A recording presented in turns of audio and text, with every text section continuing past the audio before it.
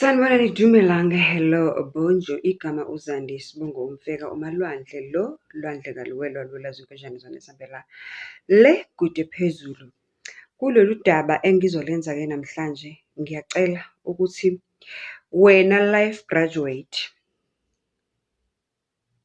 oyilunga lalo mndeni esiwakhayo, okhulisayo, owakhayo, oqwashisayo. Ngicela ukuthi ube ijaji yempilo namhlanje.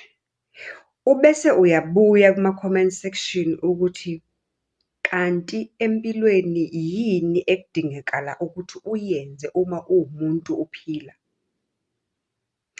More especially le ndaba engizokhuluma ngayo ukuthi la sibona umuntu wesilisa osemncane othanda ingane yakhe ngendlela emangalisayo.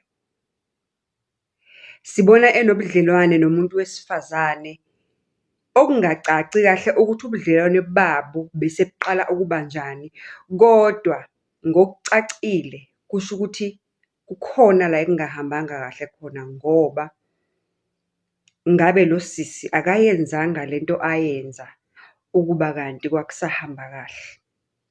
Kodwa umbuzo enginawo umile munye futhi awusoze wagudluka.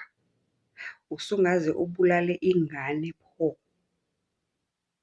ngenxa nje yokuthi umonela ukuthi ingane isithandwa ubaba wayo ukudlula wena sowusele, sowungaze uyibulale ngoba uthi uzwisa ubaba wengane ubuhlungu.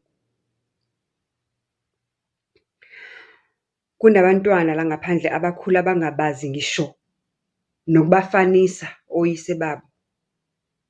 Kunabantwana ngaphandle abalangazelela ukuthi nje kuthiwe nayi i-call evela kubaba wakho. Bese kuzoba khona nomuntu wesifazane onengane ethandwa uyise ngendlela eyisimanga, okungenza noma yini ukubona ingane yakhe ijabule. Oncamela ukuhamba ngezinqa ukuze kugqoke ingane yakhe.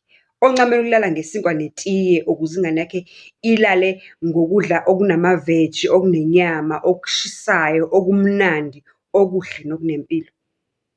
Wena muntu wesifazane uncamela ukuthi umphuce ithuba lokuba ubaba lowo muntu ngenxa nje yokuthi ulwa izimpi zakho uzilwa ngengane. Udaba esilenzayo-ke namhlanje udaba oluye lathatha amehlo abantu abaningi on social media. Lenzeke eminyakeni emithathu eyedlule. Udaba likaCijimbi esilizwe ngaye-ke mese lithatha elifaka ku-social media, especially laphaya ku-Facebook. Ake silizwe ukuthi lihamba kanjani. Bese uyabuya mbukeli uzongitshela, uzoba ijaji, uzongitshela ukuthi kahle kahle empilweni sabantu sifunani. Hello, sanibonani Dumelang, igama uZandi Sibongo Umfeka umalwandle lo lwandle kaluwelwa lwelazo inkojane zona esambela le kude phezulu.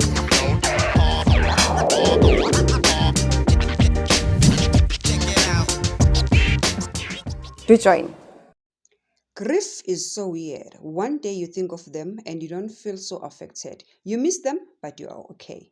Another day you are minding your business and something minor reminds you of them. Next thing you know, you are in tears and sad for the rest of the day.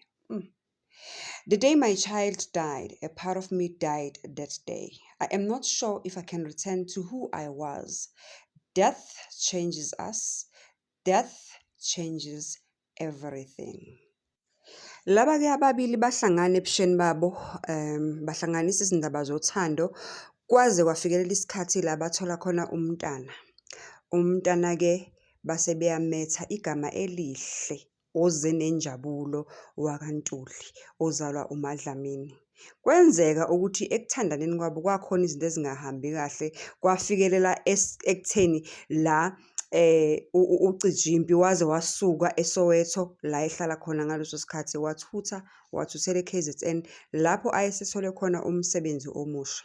So lesi story ngisixoxa ngoba ngisephezu kwey'nhlelo zokuthi ngimcele ubhuti Cijimbi ukuthi eze kwi-podcast ukulayela kahle ukusoka nokuhlala ukuthi kwakwenze njani lo sisi aze abulale uSamkela injabulo kabuhlungu kangaka. Lesithombo sibonayo-ke ila besasemnandi khona besajabule besathandana. Ezinye zezithombe engizifakile la izithombe ezikhona ku-Facebook page kaBhuti Jimpi lapho ekhombisa khona uthando olumangalisayo emntaneni wakhe and uyambona ukuthi wayewubaba onothando ngendlela eyisimanga. Kepha kuthiwa-ke ngasukulunye usisi lo mese emuvile uCijimbi wamuvela eGrace Hospital. Usisi waqala nje waba distant, waqala nje waba nama-demands amaningi, kwakuningi up until a time la agcina khona usisi engasafuni uku-co-operator kwi-parenting noma ubhuti ecela izinto ezazifana nama-birth certificate wengane ngoba efuna ukumfaka-ke ey'ntweni zakhe ngoba phela esethola umsebenzi omusha nama-benefits. Usisi wayengasathandi. Kuyavela-ke ukuthi engxoxweni yabo yokugcina before usisi ezonkwintsha ingane ayinkuntshula umqala ayibulale, kuyavela-ke ukuthi usisi wayebuza ngemali ebuza ukuthi njengoba ubhuti esethola umsebenzi omusha esehola ngosuku olu-different imali usezoyithola kanjani. Okwamangaza kuCijimbi ngoba indaba yemali kwakungakaze kube yinto eyinkinga ngokuchaza kwakhe nakuma-post wakhe ukuthi wayehleze umuntu ozoyikhipha imali ngendlela ayikhipha ngayo. So uthi that was the last time la agcina khona ukukhuluma nosisi before azonkuntshula ingane umqala wayibulala. So usisi-ke kuthiwa wankinya ingane wayinkinya yaze yakhihliza amagwebu yashona. Wahamba-ke waboshwa.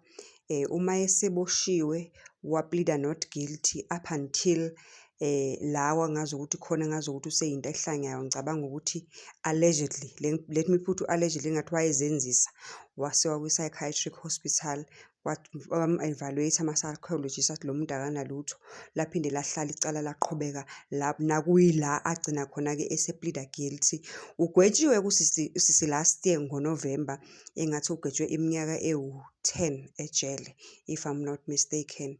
So yeah, isitori sakhona sihamba kanjalo. I am hoping ukuthi uBhuti Jimpi uzosamukela isicelo sami sokuthi ngimcele eze kwi-podcast.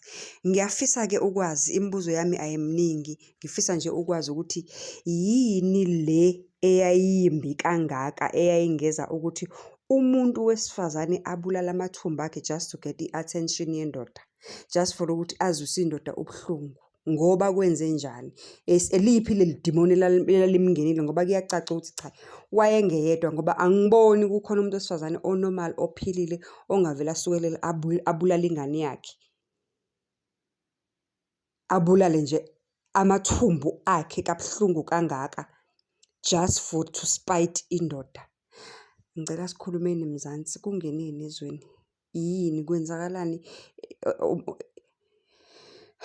Ngicela sihlangane ema-comment section. Iyawuphula umoya wami le ndaba.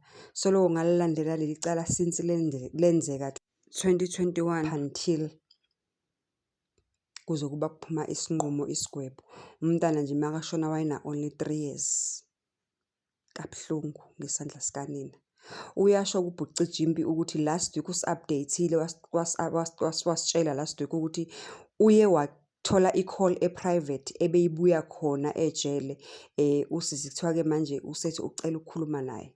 Wathi akazimisele-ke yena ukukhuluma naye, ayikho into azoyikhuluma naye, akaqhubeka adonse isigwebo. Okusalayo akwaziyo ukuthi wamshiya nenxeba elingasoze lavaleka ngokuthi ambulalele ingane yakhe ayeyithanda kangaka.